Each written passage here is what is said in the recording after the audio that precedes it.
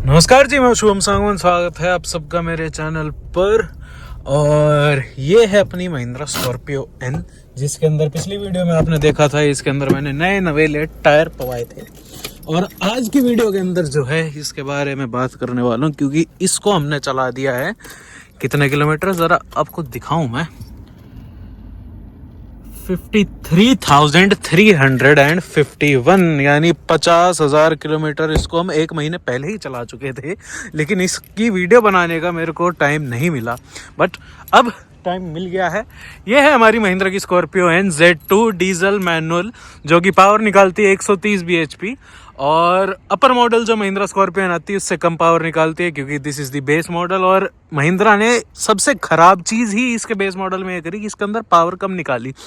155 bhp जो XUV 700 के MX base variant के अंदर आता है, अगर वो पावर भी आ जाती ना इसके अंदर, मैं कह रहा हूँ बहुत ज़्यादा बेटर ये गाड़ी एक परफॉर्मेंस में निकलती।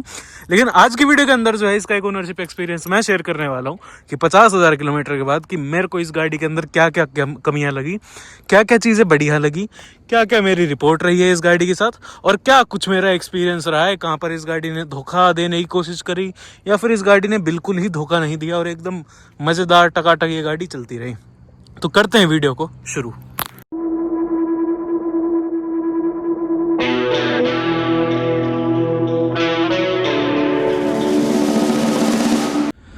तो सबसे पहली कमी जो इस गाड़ी के अंदर मेरे को फील हुई, इसी के अंदर मैं 2-3 कमियां बता दूंगा। इंटीरियर के अंदर मुझे क्या क्या कमी लगी। सबसे पहली बड़ी समस्या थी कि इसके अंदर मेरे को जो है हाइट एडजस्टमेंट वाला सिस्टम नहीं मिला। XUV 700 के बेस में आता है, थार रॉक्स के बेस में आता है, लेकिन इसके बेस में इन्होंने ये नहीं दिया। बहुत गंदी कॉस्ट कटिंग करी, ये करनी नहीं चाहिए थी इन्हें। और इस वजह से जो सारा एक्सपीरियंस है ना स्कॉर्पियो ऑन करने के बाद, बिल्कुल तुम ऊंचे ऊंचे बैठो तुम, और स्कॉर्पियो एन से तो नीचे बैठ रहे हो जो अबव सेगमेंट के। मैंने टायर बेशक लगवा दिए, लेकिन सीटिंग की अगर बात करूं, मेरी फैमिली में हर किसी की आदत है कि सब सीट एकदम ऊपर रखे, थोड़ी पीछे रखे और एकदम ऐसे तनी हुई पोजीशन हो, जिससे थोड़ी सी और आपको व्यू बढ़िया मिले। लेकिन अगर मैं यहाँ पर आई लेवल पे दिखाऊं ना, तो मेरे को बोनेट भी बड़ी मुश्किल से दिखता है, लेकिन उतना अच्छे तरीके से नहीं दिखाई देता। तो सबसे बड़ी कमी मेरे को इसके अंदर ये लगी कि इसके अंदर हाइट एडजस्ट नहीं दिया। दूसरी सिर्फ इस वेरिएंट की कमी नहीं, मैं बताऊंगा हर स्कॉर्पियो इनकी कमी है। 12 वोल्ट का चार्जिंग सॉकेट पूरी गाड़ी में आपको कहीं नहीं मिलेगा। नीचा मॉडल ले लो, ऊपर मॉडल ले लो, लग्जरी ले लो, कुछ ले लो, 12 वोल्ट का चार्जिंग सॉकेट पूरी गाड़ी के अंदर नहीं है। अब इसके अंदर फास्ट चार्जिंग के लिए मेरे को सिर्फ एक मेथड मिलता है। पीछे जो है ना, यहाँ पर C टाइप मेरे को पोर्ट मिल जाता है। अब इसके अंदर मैं फ़ोन चार्ज कर सकता हूँ बस, और ये भी कभी कभी चलता है, कभी कभी नहीं चलता। ये एक समस्या है। तो ये जो अंदर जो 2-3 चीज़ें हैं ना, इसका महिंद्रा ध्यान रखती तो बहुत ज़्यादा बेटर होता। भाई 4-5 हज़ार रुपये एक्स्ट्रा ले लेते, 10,000 रुपये एक्स्ट्रा ले लेते। स्टीरियो जो है ना एंड्रॉइड ऑटो एप्पल कारप्ले वाला देते, बहुत अच्छा होता। हर बेस मॉडल के अंदर यही करते हैं। बेस क्या, क्लासिक का टॉप ले लो, उसके अंदर भी आपको ये मिलेगा। अब जो बोलेरो आने लगी उसके अंदर भी आपको मिलता है। लेकिन XUV 700 के बेस में आपको एंड्रॉइड ऑटो एप्पल कारप्ले वाला स्टीरियो मिलता है, वही लगा के दे देते हैं यार, तो भी बहुत होता। एंड्रॉइड ऑटो एप्पल कारप्ले सबसे बड़ी मिसिंग है इस गाड़ी के अंदर, जो मैं फील करता हूँ।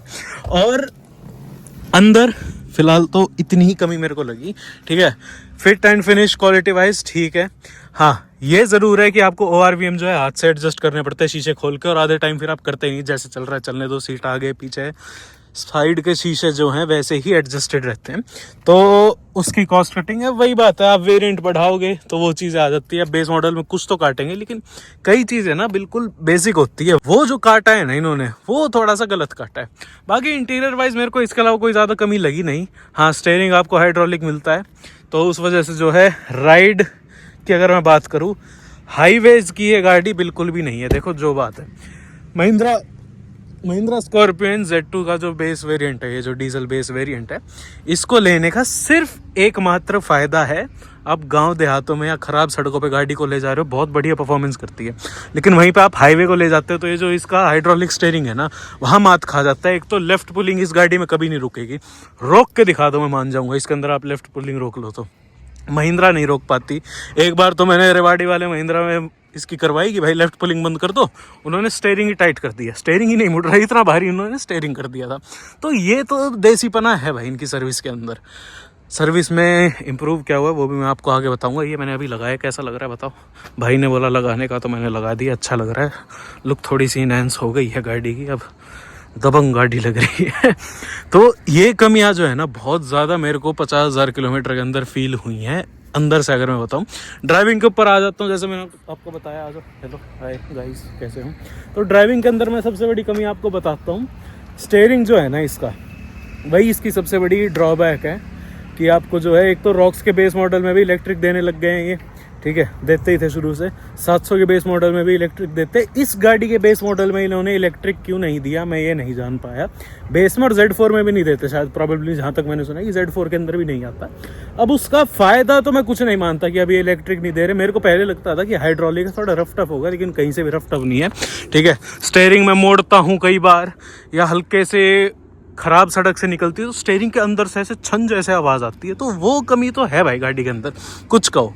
But steering is on other side. Power की बात करता हूँ कि अंडर पावर्ड है ये गाड़ी या नहीं। तो जैसे मैंने आपको वीडियो की शुरुआत में बताया कि 130 bhp आती है, इसकी जगह 155 bhp वाला आता है ना, जो XCV 700 के बेस मॉडल में दे रहे हैं, तो भी काम चल जाता अच्छा खासा। इसका लो एंड टॉर्क इतना बेकार है, इतना वाहियात है। 1000 से 1200 RPM पे, जैसे हाई गियर पे आप उठा रहे हो ना, 1000 RPM पे है, 1200-1300 तक तो गंदी वाइब्रेशन आ जाएगी गाड़ी के अंदर, बहुत गंदी वाइब्रेशन, जैसे मरने को हो रही है। उसके बाद एकदम से ठीक हो जाती है। 1500, 1600, 1700 RPM इसका एकदम स्वीट स्पॉट है, जहाँ पर बिल्कुल शांत रहती है गाड़ी, बढ़िया चलती है, मक्खन मलाई की तरह चलती है। लेकिन लो एंड टॉर्क इतना बेकार है ना। अब जिन भाइयों की आदत है कि बड़े गियर में डाल के गाड़ी चलाते हैं, शहर में चल रहे हैं, चौथा गियर लगा दिया, ठीक है, 30 पे आ गए, करते करते करते 60-70 पे आ गए, तो उसके अंदर जब आप चौथे गियर में 50-40 से नीचे आते हो ना, इतनी गंदी वाइब्रेशन मारी है गाड़ी, जैसे आप हल्का सा पंजा दोगे। तो ये बहुत बड़ी कमी है इस गाड़ी की, मैं तो ये कहूँगा। और इस इंजन की स्पेसिफिकली, अब इंजन तो इसके अंदर आता है 2200 सीसी का, ठीक है, इंजन छोटा नहीं है, इंजन वही है। उसके अंदर इन्होंने ट्यूनिंग 130 bhp गलत दी है इसके अंदर, मैं तो कहूँगा। तो ये अगर महिंद्रा सुने, अब क्या कहूँ मैं, बेस मॉडल किसी हिसाब से इन्होंने निकाला है, तो उस हिसाब से, उस परफॉर्मेंस के हिसाब से, जैसे जिनकी आदत है, मेरी भी ऐसी आदत है, बड़ा गियर लगा कर और उसी तरीके से गाड़ी को चलाने की, चलती रहे अपने हिसाब से, बार बार गियर ना बदलना पड़े। उसके अंदर इसके अंदर ये समस्या है, गियर आपको अप शिफ्ट भी बहुत जल्दी करना पड़ता है, गियर आपको डाउन शिफ्ट भी बहुत जल्दी करना पड़ता है। तो शहर के अंदर भी ये चीज़ सबसे बड़ी ड्रॉबैक होता है, आपको बार बार गियर शिफ्ट करना पड़े, बार बार आपको बड़ा गियर लगाना पड़े, बार बार आपको छोटा गियर लगाना पड़े। ये एक थोड़ी सी गलत चीज़ आ जाती है। बट एनीवेज, अभी गाड़ी धुलवाई है, काला रंग है, सबसे बड़ा ड्रॉबैक इसका ये भी है कि ये काले रंग की है, जिस हिसाब से हमारी रनिंग है। तो एक ड्रॉबैक आपको मैंने ये बता दी जो 50,000 किलोमीटर के अंदर मेरे को पता चला। अगला ड्रॉबैक आपको बताऊं, एक तो मुझे ये बताओ, आज तक मैंने किसी गाड़ी के अंदर वाइपर के अंदर जंग खाते हुए नहीं देखा, मैंने इसके अंदर देखा है। अब इसकी रिपोर्ट मैंने महिंद्रा को दिखाई, महिंद्रा को क्या दिखाई, मैंने इसकी रील वील शॉर्ट वॉट डाली, महिंद्रा वाले पीछे पड़ गए। इतने फ़ोन आए महिंद्रा के, हद नहीं भाई साहब जिसकी, इतने फ़ोन करे महिंद्रा ने, फ़ोन मैसेज, आप गाड़ी ले आओ, हम कर देंगे, क्या हो गया। मेरा जो सर्विस एडवाइज़र था उसका फ़ोन आने लग गया, भाई मेरी कंप्लेंट कर दी, ये कर दी, वो कर दी। मैंने थोड़ी करी है भाई तेरी कंप्लेंट, मैंने तो गाड़ी ही करी है। तो उस हिसाब से महिंद्रा जो है ना, इस चीज़ के अंदर बहुत ज़्यादा आगे बढ़ गई है सर्विस की। अगर मैं बात करूं तो हाँ, क्वालिटी ऑफ सर्विस थोड़ी सी बेटर हो रही है। गांव देहात का मेरे को नहीं पता, मैंने रेवाड़ी में भी करवाई सर्विस, मेरे को बिल्कुल मज़ा नहीं आया। गुड़गांव में सेक्टर 18 में करवाता हूँ मैं, वहाँ मेरे को एकदम बढ़िया मज़ा आता है, सही सर्विस होती है, बढ़िया बैठने की जगह है, सारा एकदम मज़ेदार है। तो उस हिसाब से जो है बहुत बढ़िया है। और यही कमी है फिलहाल जो मेरे को अभी तक इतने टाइम में फील हुई है। 12 वोट का अपना जो है चार्जिंग सॉकेट नहीं मिलता। हाइट एडजस्टेबल सबसे बड़ा यूँ हो ना कि मेरे को कोई भी एक ऑप्शन दे दे महिंद्रा कि आप इसके अंदर एक चीज़ बढ़वा सकते हो, एक फीचर बढ़वा सकते हो, तो वो मैं कहूँगा हाइट एडजस्टेबल वाला सिस्टम इसके अंदर बढ़वाओ, ठीक है, वो होना चाहिए था। अब करंट डे सिनेरियो में आप मेरे से ये पूछो कि भाई साहब आज की तारीख में आप ये लोगे, Z2 कोई लेना चाहे, कोई भाई Z2 लेना चाह रहा है, तो उनको मैं यही गाइड करना चाहूँगा। अगर आपकी हाईवे रनिंग है जैसे मेरी है, अब उस टाइम ना भाई की ज़िद थी, बड़े भाई की ज़िद थी कि स्कॉर्पियो लूँगा। हैरियर के ऊपर भी गए थे, हैरियर भी ले लेते तो भी ठीक रहते, मैं तो ये कहूँगा हाईवे की रनिंग के हिसाब से। और XUV 700 हमारा बेस्ट ऑप्शन होता, अगर XUV 700 का बेस मॉडल MX हम ले लेते, बहुत ज़्यादा खुश रहते हम, बहुत भयंकर खुश रहते। हाईवे की ड्राइव नहीं है इस गाड़ी की। 100 से ऊपर जाते ही तो बिल्कुल ही डरा धमका देती है कि भाई गलती मत कर दियो मेरे को 100-110 से ऊपर ले जाने की। ESP नहीं है इस मॉडल के अंदर। Z2 के अंदर ऑप्शनल आता है ESP, स्टैंडर्ड नहीं आता।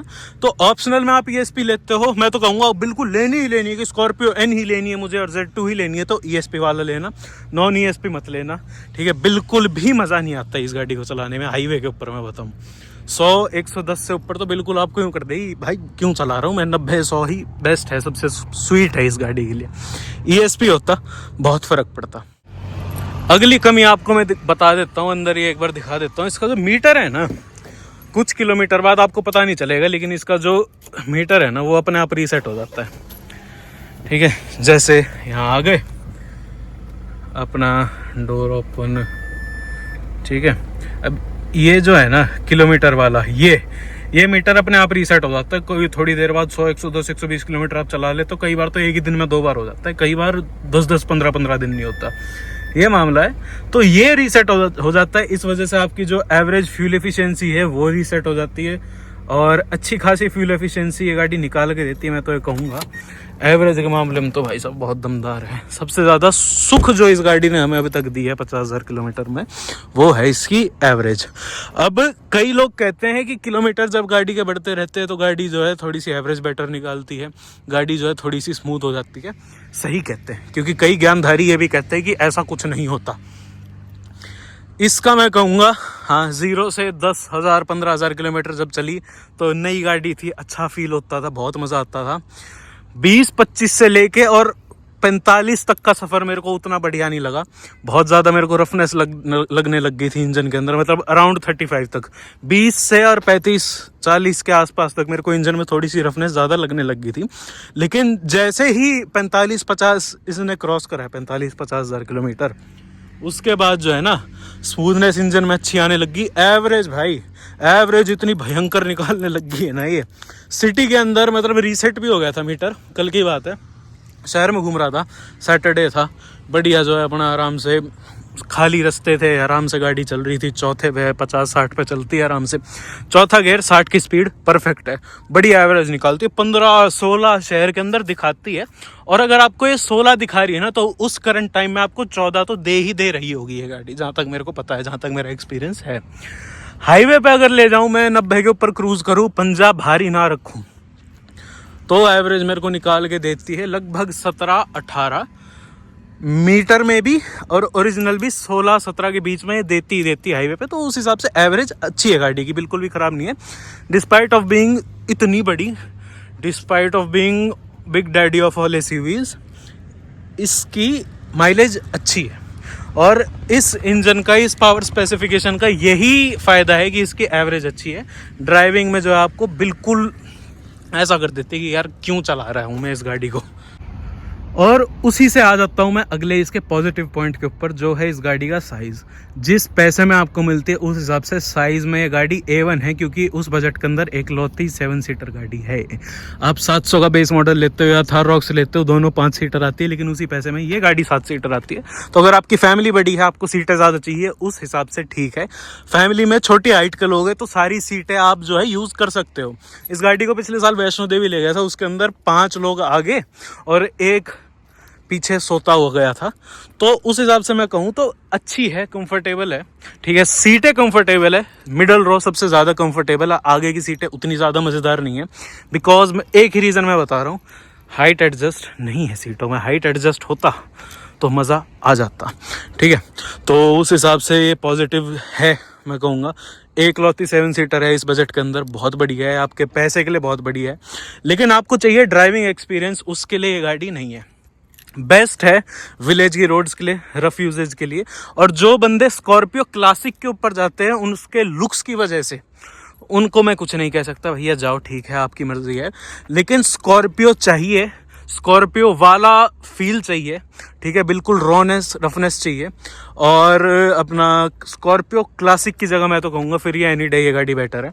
स्कॉर्पियो क्लासिक का टॉप मॉडल भी आप ले रहे हो ना, उससे बेटर है स्कॉर्पियो का बेस मॉडल लेके उसमें थोड़ा काम करवा के उसको टॉप मॉडल ही बनवा लो। स्कॉर्पियो क्लासिक से मेरे को एनी डे ये गाड़ी बेटर लगती है, चलाने में, फील में, बिल्ड क्वालिटी में, हर चीज़ में। तो बिल्ड क्वालिटी वाइज गाड़ी बेस्ट है। भारी है भरकम है फील होते हैं, दरवाजे भारी हैं वो फील होते हैं, दरवाजे एक बारी में बंद नहीं होते, ये गलत बात है इसकी। खोलूं? अब ये देखना नहीं होगा।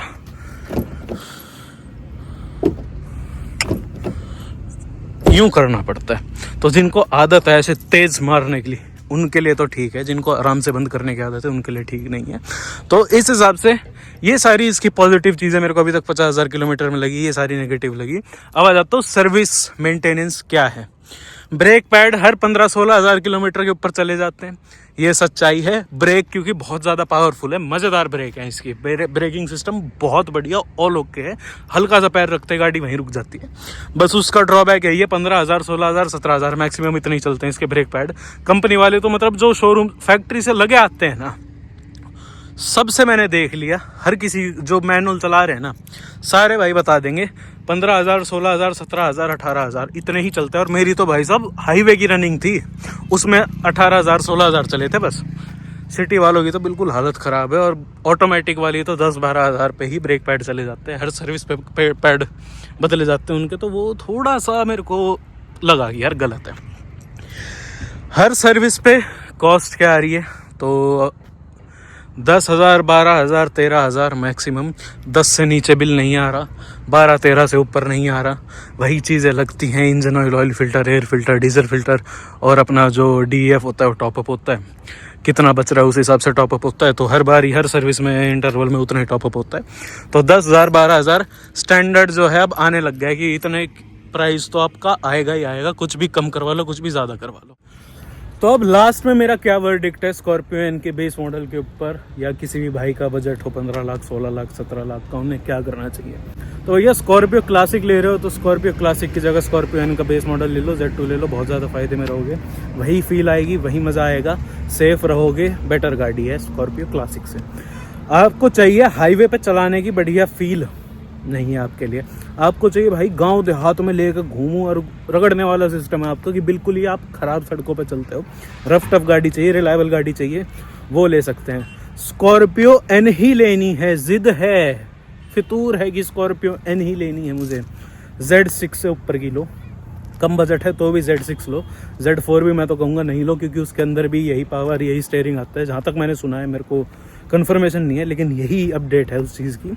तो एन ही लेनी है तो Z6, Z8 सिलेक्ट, ये सारी ले सकते हो आप। और मेरा पर्सनल जो पर्सपेक्टिव है आज की तारीख में, एक तो उस टाइम थार रॉक्स नहीं लॉन्च हुई थी, रॉक्स लॉन्च होती मैं MX-1 आंख बंद करके उठा लेता। हाँ, इस बात का मेरे को आज भी दुख है कि इसकी जगह XUV 700 का बेस मॉडल ले लेते तो बहुत ज़्यादा बेटर रहते। हमारी जिस हिसाब की रनिंग है 70-80% हाईवे की है, उसी वजह से इस गाड़ी की जो किलोमीटर है हमने इतनी जल्दी इतना ज़्यादा कवर कर लिया। 1 साल 4 महीने के अंदर हमने 52-53 हज़ार, 1 साल ही समझो, 1 साल 2 महीने के अंदर हमने 50,000 किलोमीटर चला दी। उस हिसाब से आप देख लो कि रनिंग बहुत भयंकर है। हर महीने चलती है ये 4,000, 3,000, 4,000, 5,000 किलोमीटर चलती है, हर हफ्ते 1,000 किलोमीटर। सोच लो कितनी रनिंग है। तो आज की तारीख में अगर मेरे से पूछो मैं Z2 लूँ, नहीं लूँगा। मैं होता तो थार रॉक्स लेता, अगर मेरे को ऐसी ऊंची रफ टफ जीप टाइप या ऐसी मज़ेदार सी ऊंची सी गाड़ी चाहिए, रॉक्स लेता। मेरे को सेंसिबल गाड़ी जिसको हाईवे पे चलाऊं बढ़िया चले, शहर में चलाऊं बढ़िया चले, तो मैं 700 का MX वेरिएंट लेता आंख बंद करके। ये है मेरा आखिरी पर्सपेक्टिव इस गाड़ी के ऊपर। बाकी अब जो है धीरे धीरे जैसे काम वाम करवा लिए, 50,000 चल गई है।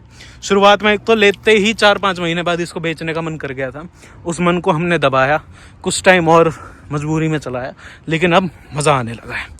अब है कि चलो ठीक है, नई गाड़ी है बढ़िया है, इसको 1.5 साल और चलाएंगे, 1 लाख किलोमीटर चलाने के बाद ही बेची जाएगी भैया। तो यही थी आज की वीडियो, आशा करता हूँ आपको अच्छी लगी। ऐसी वीडियोस आपके लिए लाता रहूँगा, तब तक के लिए आपको पता है क्या करना है। चैनल पर नए हो सब्सक्राइब करे बिना मत जाना। मिलते अगली वीडियो में, तब तक के लिए धन्यवाद।